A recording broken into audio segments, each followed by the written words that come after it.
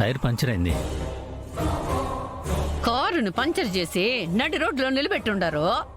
అసలే ఆడిటోరియంకి పోవాలా? నేనేదో కావాలని పంచర్ చేసినట్టు మాట్లాడుతున్నావు. రోడ్డు మీద నిలబడ్డా నాకేమన్నా సరదానా? అబ్బో, మరి ముందు ఇవన్నీ చూసుకోవద్దు. ముందే చూసుకోవడానికి పంచర్ అవుతుందని నేనేమన్నా కలగన్నానా? మావయ్య, అయ్యిందేదో అయ్యింది కదా, ఇప్పుడు అక్కడికి ఎలా వెళ్లాలో చూడండి.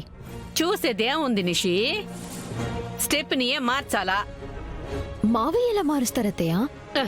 మరి డ్రైవర్ని తెచ్చుంటే ఈ కర్మ ఉండేది కాదు కదా.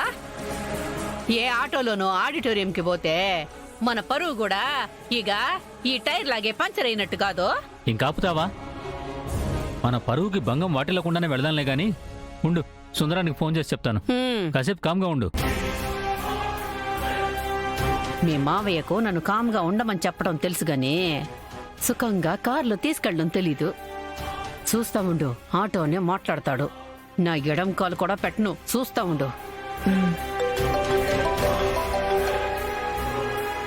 సుధాకర్, ఆడిటోరియం దగ్గరికి వెళ్ళిపోయారా? లేదురా, వెళ్తుంటే దారిలో కారు పంచర్ అయింది.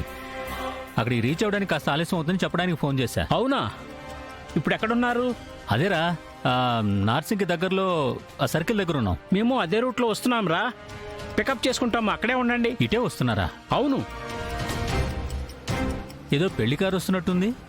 అదేరా, అవును. బాబు, వాళ్ళ దగ్గర కారు ఆపు. రేయ్,